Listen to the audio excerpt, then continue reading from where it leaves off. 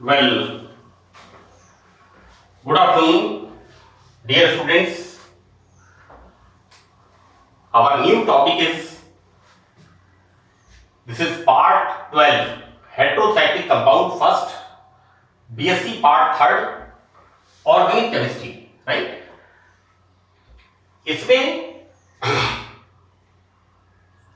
हमने थायोफीन की electrophilic substitution reactions को पढ़ा था पार्ट 11th में, और मैंने उसमें this is G A B C D E F 6 reactions वहां पर बताई थी, and this is G, right?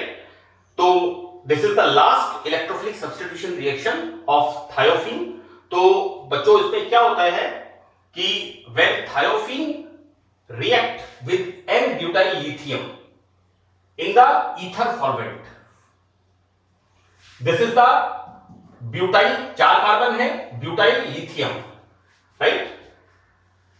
When this react with thiophene in the presence of ether, then formation of this is the thiophene lithium. This is the organometallic compound. This is formed, right? Now when this compound react with CO2, right? Then इस तरह की addition reaction होती है और इस तरह का compound बनता है, और इससे हमें मिलता है thiophene 2 carboxylic acid, formation of thiophene 2 carboxylic acid. So that this is again important reaction, क्योंकि यहां पर ये जो बनता है थायोफीन का लिथियम के साथ compound, this is the organometallic compound. तो ये जो फॉर्मेशन होता है ये यहां पर एक महत्वपूर्ण इंटरमीडिएट है अनेक प्रकार के रिएक्टेंट्स को बनाने के लिए, जैसा कि मैंने एक एग्जांपल इसमें दिया है, right? Now at last in thiophene structure and aromaticity, right? So this is the structure. यहां पर हम देखते क्या हैं कि for the aromaticity what is the important point is thiopene has 4n plus 2 pi electrons. This is what it is. This is the Huckel's rule, right?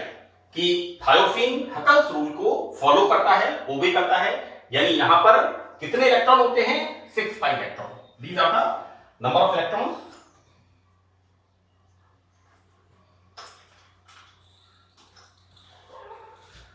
This is the 6 pi electrons, right? So thiopene obeys Huckel's rule. So this is the first condition of the aromaticity. मैंने heterocyclic compound first के part 1 में इन सब चीजों को अच्छी तरह explain किया है, और फ्यूरेन एंड पिरोल ये दो हमारे कंटेंट पूरे हो गए हैं, इसमें भी मैंने इसको बताया है।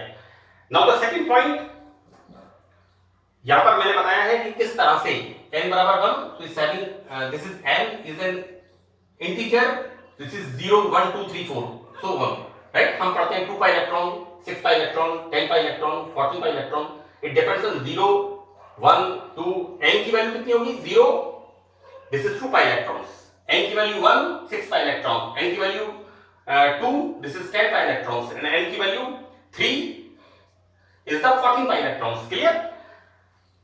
So this is the structure. Here 2 pi electrons and 2 electrons come in the ring to form a sextet of the thiophene. This is the lone pair of electron of sulfur. Clear? Here in the second point, thiophene has planar cyclic structure, right? ये condition मैंने आपको बताया था, ये मैंने आपको pyrrole और furan में भी बताया है कि this is the structure and this is the planar structure. So this is the second condition to कि aromaticity ये कंपाउंड शो करता है. In the third point, in thiophene 6 pi electrons cyclically delocalized. तो exactly like pyrrole and furane, यहां पर इस तरह से these electrons shifted here, these shifted here, this comes here, right? This is the negative charge. Now further here negative charge, then further here negative charge, and next here.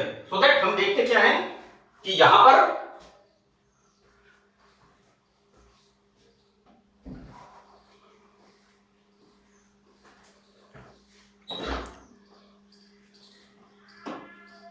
इसमें देखते हैं कि यहां पर ये जो थायोफिन न्यूक्लियस है, इस थायोफिन न्यूक्लियस में 1 देन 2 नेक्स्ट 3 एंड नेक्स्ट 4 चारों जगह पर ऋणावेश का डिलोकेलाइजेशन, यानी हमें इसको ऐसा कहना चाहिए बच्चों कि सल्फर के ऊपर जो लोन पेयर ऑफ इलेक्ट्रॉन्स है इनका रिंग में डिलोकेलाइजेशन होता है and this is the in सब स्ट्रक्चर्स का overall structure is this is the resonance hybrid. Clear? Now the fourth one is thiophene shows electrophilic substitution reactions. हमने इलेक्ट्रोफिलिक सब्स्टिट्यूशन रिएक्शन में number of reactions को पढ़ा है, that is A, B, C, D, E, F, G. Number of aromatic reactions ये show करता है, nitration, sulphonation, फ्रीडल-क्लाफ्स alkylation, एस्टाइलेशन. तो number of reaction thiophene show करता है. Now in the fifth point, thiophene has 29 kilo calorie पर मोल resonance energy, right? तो यहां पर जो 5 कंडीशंस हैं एरोमेटिसिटी के लिए वो थायोफिन कंप्लीट करता है, फुलफिल करता है. इसलिए व्हाट वी कंक्लूड दैट इन बिंदुओं से स्पष्ट है कि थायोफिन एक एरोमेटिक कंपाउंड है, right? Now in this lecture part 12 I start pyridine, right? So what is the structure of pyridine? Like this.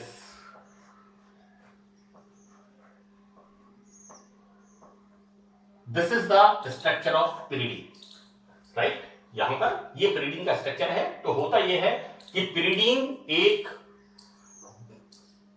बहुत ही इंपॉर्टेंट इकाई है जो नेचुरली हमें मिलते हैं.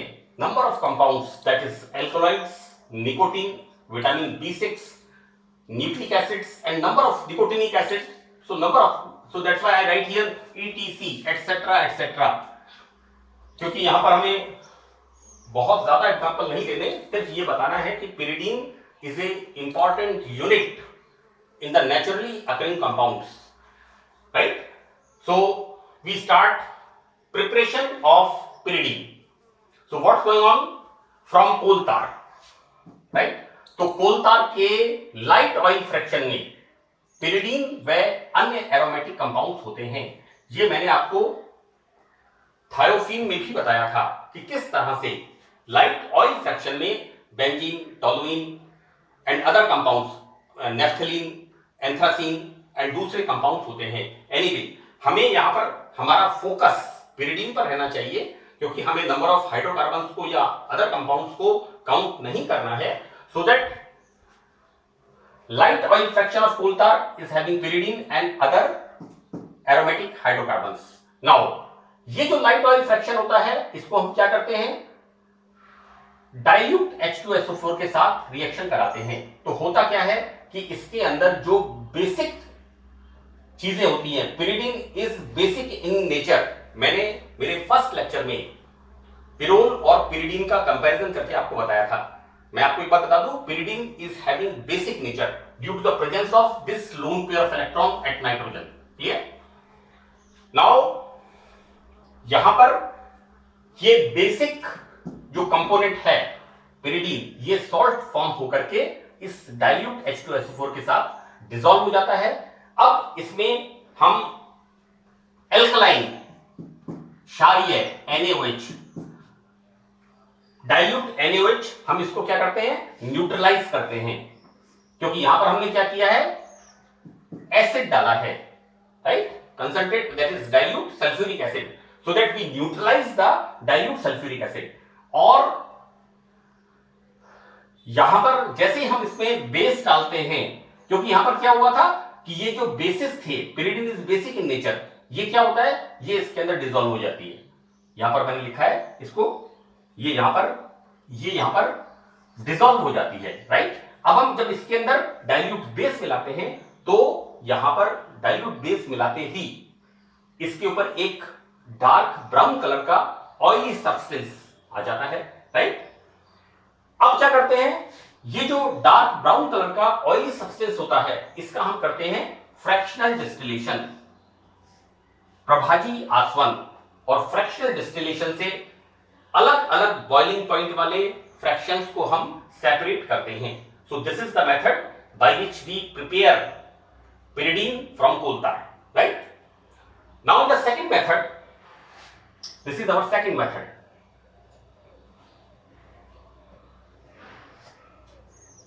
हम क्या कर रहे हैं, 2 moles of acetylene and 1 mole hydrogen cyanide red hot tube में पास करते हैं।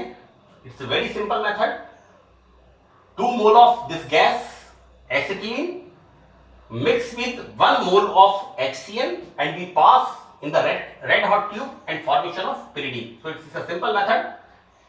Now in the third method, this is very important. This is examination point of view से बच्चों, मैंने आपको बताया था पिरोल के अंदर node synthesis, hence synthesis, right, both ये सब सारे पॉल नोड सिंथेसिस ये सब बहुत इंपॉर्टेंट है। आप क्वेश्चन पेपर्स देखिए, आपको डेफिनेटली 100% पिछले 7-8 सालों के आप क्वेश्चन पेपर देखिए, इन रिएक्शंस को रिपीटेडली पूछा गया है। Knorr synthesis of pyrrole, Hantzsch synthesis of pyrrole, Paal Knorr synthesis, this Hantzsch synthesis of pyridine, right? So what's going on, this is beta keto ester. बच्चों, मैं शुरू से मैंने इनोलेट्स आपको पढ़ाया है। सो इनोलेट्स में बीटा कीटो एस्टर क्या होता है, दिस आई राइट हियर,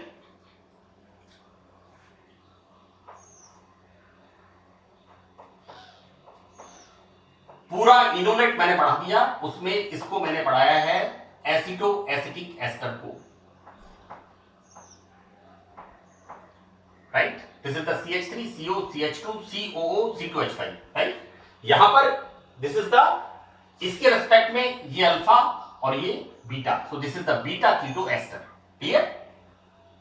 इसकी रिएक्शन कराते हैं हम एल्डिहाइड और अमोनिया के साथ। तो ये जो कॉम्बिनेशन है, this is the hence synthesis of pyridine. So what's going on here, what we are using here, यहां पर this bond shifted here, so again it comes here and this hydrogen comes here. This is the formation of enol form of acetoacetic ester. मैंने मेरे अगर इनोलेट्स के second lecture में कीटो enol tautomerism के बारे में डिस्कस किया है, उस पर मैंने बहुत अच्छी तरह डिटेल में बताया है। और वो चैप्टर मेरा सबसे पहले पढ़ाने के पीछे रीजन था कि ये जो AAE एसिटोएसिटिक एस्टर है, इसकी सिंथेटिक यूटिलिटी बहुत वास्ट है, clear? So what we are doing here in the hence synthesis, we are taking enol form, so this is the enol form of AAE। इसकी कैसे लिखते हैं इसको हम बच्चों, CH3, this is COH, double bond CH and then COO C2H5। और इसी तरह से इसको हमने कैसे लिखा है, CH3 COH, या देखिए इस तरह से CH3 COH double bond CH CO C2H5. So this react with this. This is the aldehyde, acid aldehyde. This react with ammonia. This is the NH3 ammonia, right? तो यहां पर क्या होता है, मैंने बिल्कुल अच्छी तरह से ग्राफिक्स बना के लिखा है बच्चों। हेंस संश्लेषण जो मैंने आपको, एनीवे पिरोल की हम बात नहीं करते क्योंकि उससे फिर यहां पर आपको ध्यान रखना है कि ये जब ये फॉर्मूला आप लिखेंगे तो CH3 और CH3 इनको आप पैरेलल रखना है ना, क्योंकि मैंने पहले जो सिंथेसिस लिखा था उसमें CH3 ऊपर लिया था और एक में CH3 नीचे से शुरू किया था, है ना? That is the hence, may be that is the, this is the node synthesis में, नोट सिंथेसिस ऑफ पिरोल में जब मैंने लिखा था तो उसके अंदर मैंने 2 मॉलिक्यूल लिए थे और दोनों मॉलिक्यूल में एक में ऊपर से शुरू किया था, एक में नीचे से शुरू किया था। तो यहां पर ये बच्चे अक्सर कॉपियों में गलती करते हैं, राइट। जब भी पिरिडीन की बात आती है तो पिरिडीन के अंदर आप जब इनोड फॉर्म लिखेंगे, यहां पर CH3COH, so here CH3COH, this react with ammonia and this react with acetaldehyde, so that removal of one H2O, then this is the second H2O, then this is the third H2O, right? This is 3H2O and formation of this type of compound, correct? अब हम क्या कर रहे हैं इसका oxidation. Oxidation करने से क्या होगा, रिमूवल ऑफ द हाइड्रोजन, यहां पर डबल बॉन्ड फॉर्म हो जाएगा, right. Now further what we are doing, hydrolysis इन दोनों का कैसे होगा, इस तरह से, this is the formation of, इसी तरह से इसका,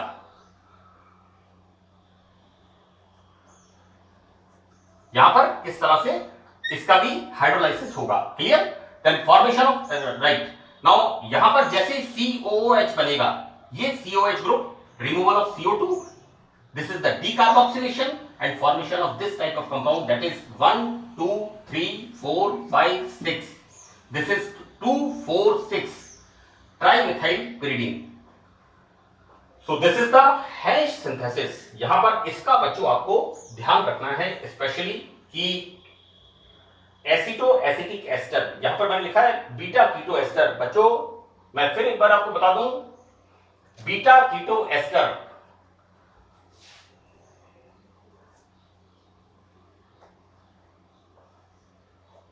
दिस इज द, ये इसका फॉर्मूला है। यहां पर बच्चों क्या है, इसके रेस्पेक्ट में ये अल्फा कार्बन, ये beta, this is the beta keto ester, right.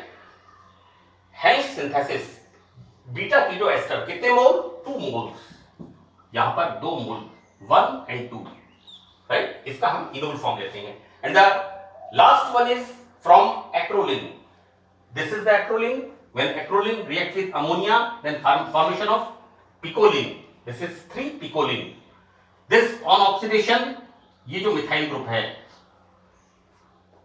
ये मिथाइल ग्रुप किसमें बदलता है, कार्बोक्सिलिक एसिड में। आपने 12th स्टैंडर्ड में इस बात को पढ़ा है कि टोलुइन, मैं आपको इसलिए इन चीजों को करेक्ट कर रहा हूं कि आपको ऐसा ना लगे कि हम नई चीजें पढ़ रहे हैं, क्योंकि अक्सर बच्चे ऑर्गेनिक केमिस्ट्री से बड़े it's very horrible, right? So it's very simple। यहां पर ये CH3 ग्रुप इसका ऑक्सीडेशन कराते हैं तो इससे बनता है benzoic acid, and same reaction is going on here. So this is the formation of benzoic acid, this is pyridine 3 carboxylic acid, right? तो जब इसको हीट करते हैं देन यहां पर CO2 बाहर निकलती है and this is the decarboxylation and the formation of pyridine। तो बच्चों in this lecture this is sufficient and in the 13th part, इसके बाद next part जो है उसके अंदर हम pyridine की electrophilic reactions, nucleophilic reactions, basicity of the pyridine is the very important part, salt formation, basic properties, इनके बारे में हम डिस्कस करेंगे। So that's all, thank you in this session।